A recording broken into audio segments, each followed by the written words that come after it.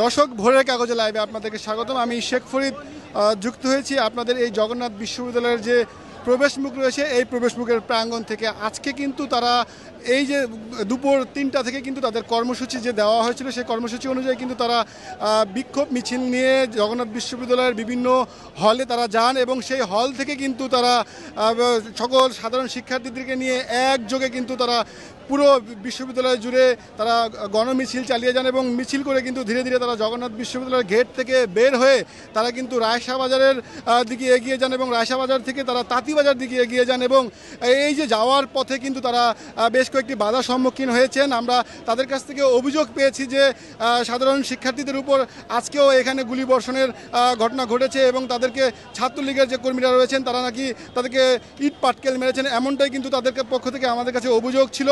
এবং আমরা অনেক শিক্ষার্থীদের সাথে কথা বলেছি, তারা শান্তিপূর্ণভাবে কিন্তু আজকে এই আন্দোলন করার জন্য তারা রাজপথে নেমেছেন।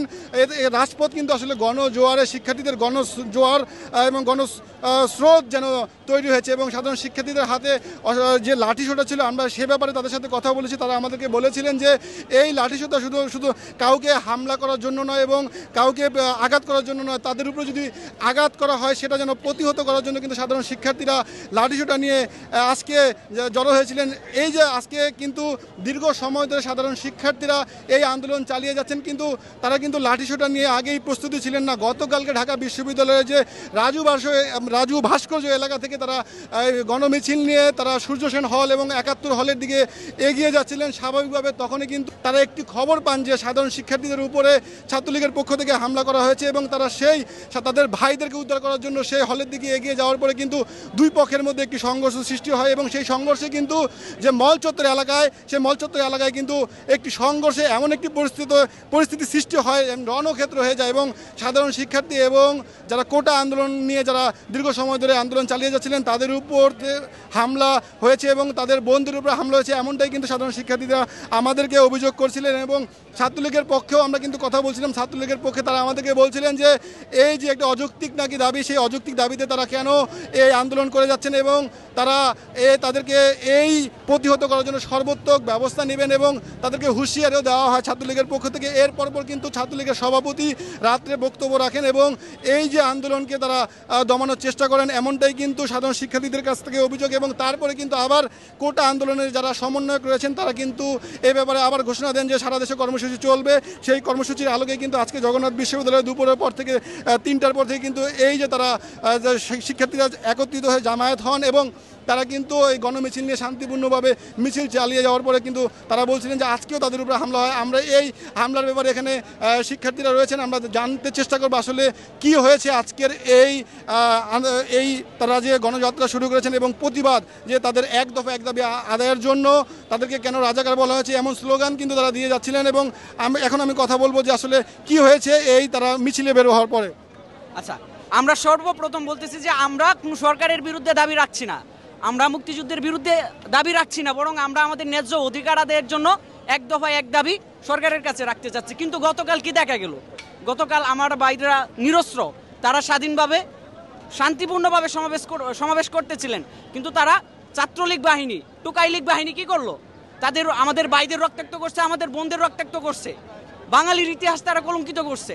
আজকে আমরা শান্তিপূর্ণভাবে কর্মসূচি পালন করব।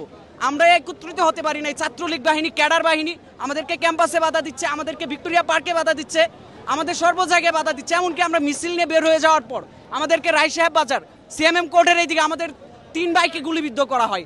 3 ভাইকে গুলিবিদ্ধ করা হয়, আমার বন্ধুকে মাথা ফাটানো হয়। আমরা কি করেছি? আমরা আসলে কি অন্যায় করেছি তার জবাব চাই সরকারের কাছে। আমার প্রশ্ন রইল, আমরা কি অন্যায় দাবি করেছি?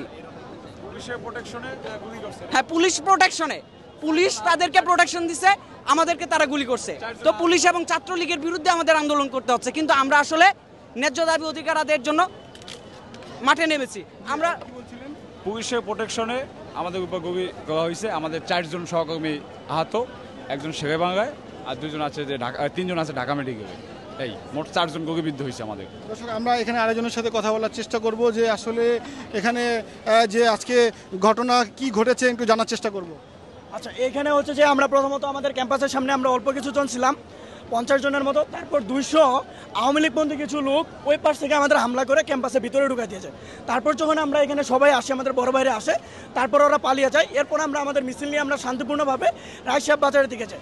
তারপর কি ওই জোসকুটের সামনে থেকে কিছু ছাত্রলীগের পোলাপান আমাদের 3টা ভাইকে গুলি করে এবং ইট পাকেল ছুড়াছুড়ি করে। আমরা যখন তাদেরকে ধরতে যাই, তা আমাদেরকে পুলিশ বাধা দেয় এবং তাদেরকে পুলিশ সেভ করে ভিতরে নিয়ে যায়। আমাদেরকে তারা হচ্ছে যে পুলিশ তাদেরকে প্রোটেক্ট করে, অথচ আমাদেরকে কোনো প্রোটেক্ট করে না। এই হচ্ছে আমাদের অবস্থা। আমরা আসলে আমাদের নিজেদেরকে আত্মরক্ষার জন্য আজ আমরা হাতে লাঠি নিয়েছি। দর্শক শুনছিলেন যে এই যে সাধারণ শিক্ষার্থী বলছিলেন যে নিজেদের আত্মরক্ষার জন্য তারা লাঠি নিয়ে এখনও পর্যন্ত অবস্থান করছেন। আর আমি ইতিমধ্যে দাঁড়িয়ে রয়েছি জগন্নাথ বিশ্ববিদ্যালয়ের যে প্রবেশ পথ রয়েছে, এই প্রবেশ পথে তারা দীর্ঘ সময় রায় সাহেব যে বাজার রয়েছে সে মোচরে কিন্তু তারা গণমিছিল করেছেন এবং এরপরে কিন্তু তারা তাঁতিবাজার মোড়ে গিয়েছেন এবং ধীরে ধীরে কিন্তু তারা এই কোর্ট কাছারি এলাকায় যেন কোনো প্রকার ছাত্রলীগের সাথে তাদের সংঘর্ষ না হয়, তারা কিন্তু একটি স্থানে জগন্নাথ বিশ্ববিদ্যালয়ের যে গেট রয়েছে এই গেটে কিন্তু তারা ইতিমধ্যে অবস্থান করছেন। এই ছিল আমার কাছ থেকে জগন্নাথ বিশ্ববিদ্যালয়ের এই যে সাধারণ শিক্ষার্থীদের আন্দোলনের সর্বশেষ তথ্য।